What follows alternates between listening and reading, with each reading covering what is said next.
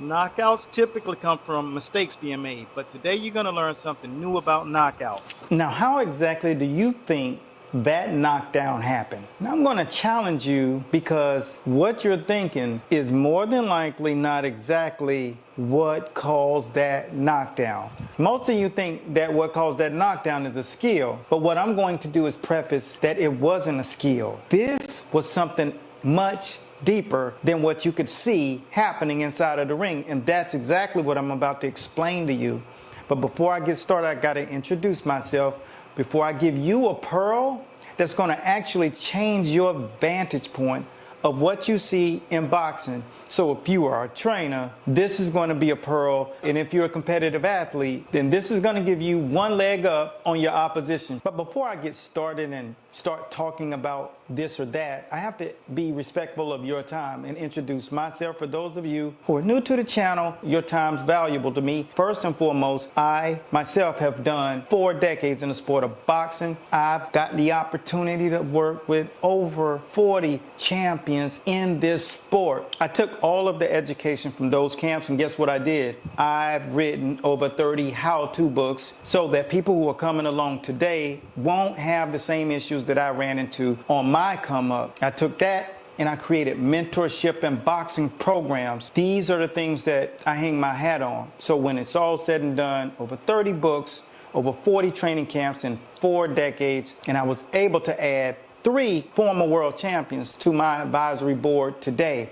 And these are the things that I say allow me to speak to you on this topic at hand. What you saw was not skills related. The reason why this fighter was able to create this knockout, boxing triggers the sympathetic nervous system. And that's exactly what came into play. You know, the reality is, this is something that several of us know, kind of on the down low. There was something that I did to actually trigger this scenario to happen. It was really the first phase of this happening, and it was when this fighter came on to my show. And before this fight happened, he was pretty confident that he was going to win this fight. But what I did to trigger the sympathetic nervous system, the sympathetic nervous system is when the brain goes into fight or flight mode. The adrenaline increases, the heart rate, cortisol levels, the oxygen levels expand, the eyes sharpen and laser in on the opposition. So basically, the sympathetic nervous system puts you in go mode. I'm going to tell you the story because this was interesting. The young man is a very, very cocky guy. He has a big ego,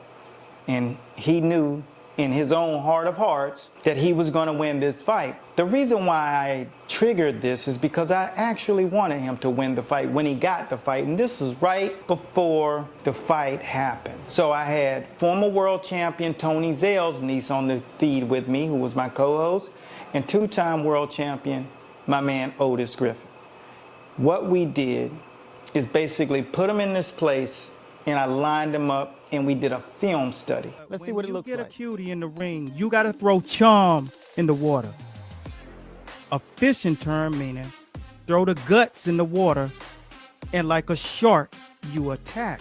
And I wanted to explain to him the difference between the fighters that he's about to fight now. Lineal champion. He had all 4 belts, and he had just taken them from Lomachenko. What I wanted him to understand is who he fought before was not going to prepare him for who he was in the ring with now. So therefore, during the film study, I poked the bear, and I made him think about things that he actually wasn't thinking about, therefore triggering this neuron and making his mind recalibrate. And these are the things that I did in camp.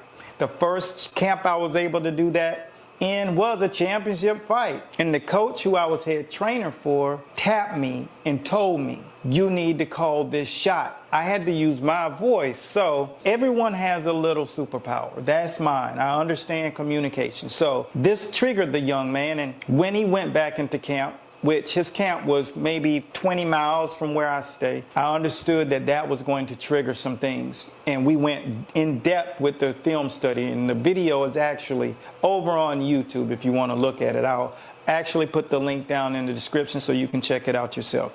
You can see how I press buttons, and I made the resistance real because I actually know if you're gonna fight at the world-class level, it's not like fighting in the top 25. New levels, new devils, and I prepared him to be triggered for the devil. So once this conversation happened, what kicked in from that point was this next term, and this will give you enlightenment on what is happening when you're training in your life and you plateau, but no matter what you do, you can't get over that hurdle.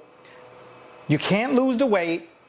Everything locks in. We just had a fighter who recently could not lose weight, and they don't understand what it is. Well, this next term is going to explain it. And the term is neuroplasticity. This is your actual nervous system. Let me frame this up for you so whenever you're sharing it with somebody, you actually sound like you know what you're talking about and you can actually apply it to your own life. See, neuroplasticity is your brain's ability to rewire itself by forming a new connection between brain cells, neurons, in response to experience, learning, and repetition. Now, jot that down because this is what's going to open your eyes. Think about being in an airplane and the airplane's actually going down, or you're standing on top of the Empire State Building and someone pushes you over. Think about what will go through your mind. Well, that's exactly what's going on whenever your nervous system is out of whack. You remember back at the beginning, sympathetic nervous system is half of the nervous system. The other half is the anatomic nervous system. So now, if you don't understand how to control this, you can't lose weight. You can't get good sleep. You cannot stop feeling anxiety. Whenever you're training, and you continue to hit plateaus, is because the wires are not connecting from one neuron to the next. A lot of people think that muscle memory is the all and end all. We can go back as recently as Tank versus Lamont Roach. What you were witnessing was not Tank lacking skills. What you were witnessing there was Tank being a victim of neuroplasticity. Everything that he knew froze and locked up. He could not connect one dot to the next. That's the rewiring process that the brain actually has to go through. And if it can't, that means your neuroplasticity has kicked in and your actual process has been interrupted. Think of the mind as a galaxy. The mind has so many different chambers that you can't even compare muscle memory to the mind. What's in the mind is what we call neuromuscular memory, not muscle memory. That's why when you go out here and you're doing pad work and from one set to the next, you can't remember what the pad work is. And the reason why this is because boxing is the most demanding exercise or sport that there is today. There are many chambers, and here's one. How you can look at it is like this. Because you're in constant demand of learning new skills, punch combos, slips, rolls, weaves, footwork patterns, pivots, all of these different things. The second thing is you're always reacting under pressure. Now, what other environment are all of these things playing a role in? Exactly. This is why neuroplasticity kicks in every single time. You're reacting under pressure. Now, you're reading movements of your opposition, anticipating punches, and making split-second decisions. The third component of the triggers of neuroplasticity are coordinating complex movements. You're putting things together in sequences. See, the brain is sending signals to the eyes, the hands, the feet, the core, all at one time. Last but not least, timing, speed, accuracy equals increased neural efficiency. Now this is all coming together and you can stop being insecure about moments and understand the process of developing what we call muscle memory. And so there you have it. When I tapped into this young man's when we were on the call, what I said is to make sure that you understand how to ignite these things. And a lot of people think we teach boxing, but what we actually do is teach you all of the neurological chambers. where it's sympathetic nervous system, neuroplasticity. One way or the other, you can't confuse muscle memory with neuromuscular memory, which none of the athletes or most of the trainers aren't aware of why the skills that they're working on are not transferring into the ring. It's the lack of wiring. All of these different components of developing an athlete or developing a human being will be the reason that guy shows up in the ring and you don't know what's going on with him. So this is what will happen. He will freeze up. He will not be able to do what it is that he does normally on a regular basis, just like Tank versus Lamont Roach.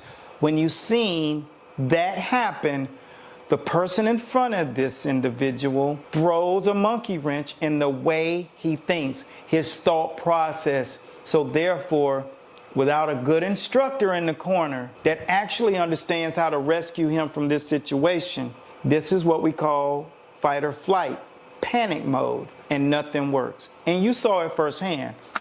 I'm sure you've heard the news. There's a way to become unbeatable in the ring.